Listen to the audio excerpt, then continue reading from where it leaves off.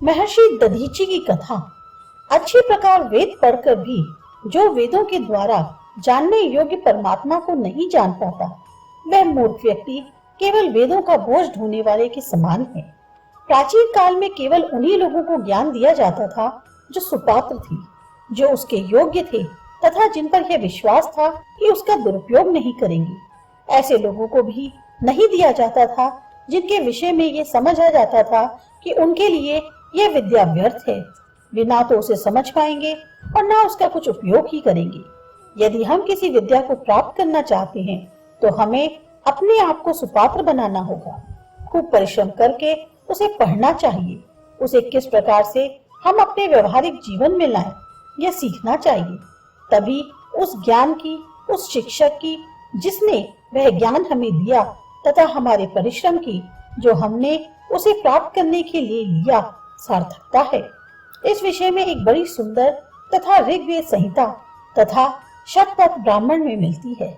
महर्षि दंडयंत अर्थात जिन्हें पुराणों में दधीचि ऋषि कहा गया, तपोवन में आश्रम बनाकर रहते थे। वे सदा अपनी तपस्या में लीन रहते तथा सुयोग्य छात्रों को विद्या दान किया करते थे। उन्हें मधु विद्या नाम की एक गुप्त और एक रहस्यमय विद्या का ज्ञान था, जिसे वे बहुत देखभाल करके ही किसी को देते थे, क्योंकि उन्हें ये ज्ञात था कि यदि किसी अनाधिकारी को उस विद्या को दे दिया तो व्यर्थ तो जाएगी ही, उन्हें भी इसके दोष का भागी बनना पड़ेगा।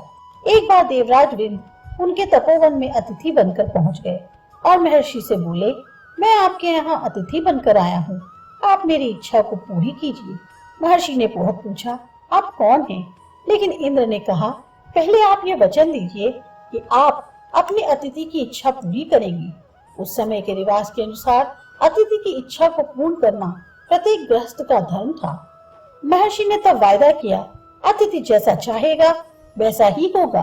तब देवराज इंद्र ने बताया कि वे इंद्र हैं तथा मधु विद्या सीखने के इच्छुक हैं। महर्षि बहुत पछताए, क्योंकि वे इंद्र को उस विद्या के योग्य नहीं समझते थे। इंद्र तो स्वर्ग के भोगों के राजा थे, वहां तो भोगों की इंतहा थी।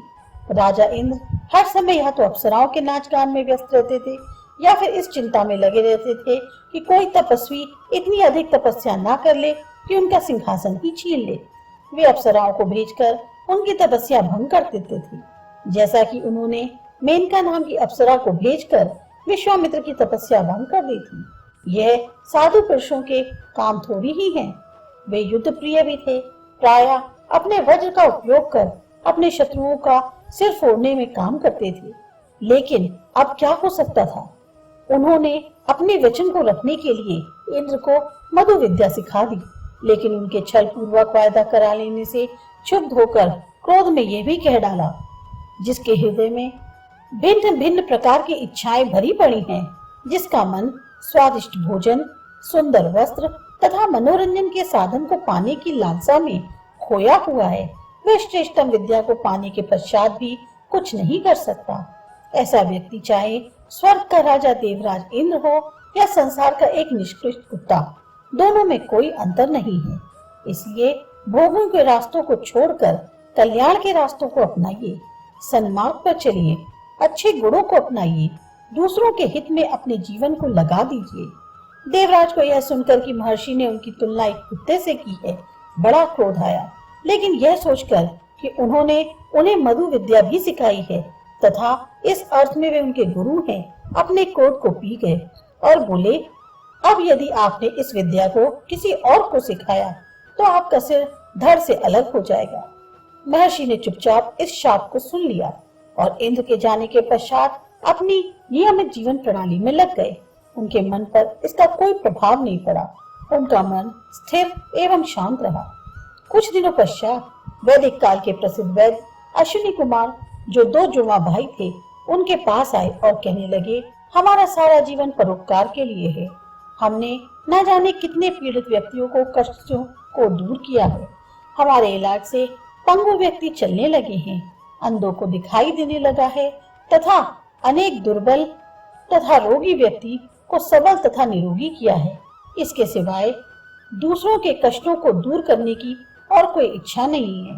हम किसी को भी कष्ट में नहीं देख सकते, उसे सताने की तो बात ही दूर है। इसलिए हम ज्ञान प्राप्त करने के लिए सच्चे अधिकारी हैं, सुपात्र हैं। कृपया करके हमें मधु विद्या का रहस्य समझाइए, हम आपके सारा ऋणी रहेंगे। महर्षि के मन में फिर उलझन पैदा हो गई।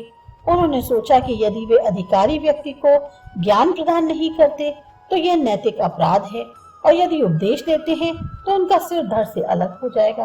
क्या करें और क्या ना करें। आखिर उन्होंने ज्ञान देने का ही परिणाम की चिंता किए बिना निश्चय किया। हाँ, उन्होंने अपनी समस्या अश्विनी कुमारों के सामने रखी। वे कहने लगे, भगवान, इसका हल हमारे पास है।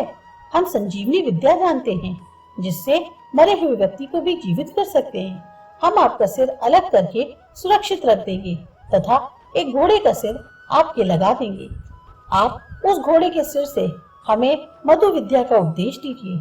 जब आपका घोड़े का सिर देवराज इंद्र के अभिशाप से अलग हो जाएगा, तब हम आपके असली सिर को आपके धड़ के साथ जोड़ देंगे और आपको मरने नहीं देंगे। यही हुआ। महर्षि दधीचि आर्थवन ने मधु विद्या का उपदेश अश्विनी कुमारों को दिया, और उसको देते ही उनका घोड़े का सिर अलग हो गया। तब अश्विनी कुमारों ने पुनः असली सिर उनके धड़ से जोड़ दिया और वे जीवित हो उठे। इसी बीच देवराज इंद्र को भी अपनी भूल का एहसास हो गया।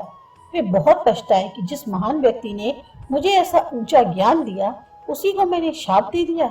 उन्होंने कोई गलत बात नहीं कही थी। वास्तव में मेरा हृदय उन सभी दुर्गुणों से भरा हुआ है जो उन्होंने बताए थे।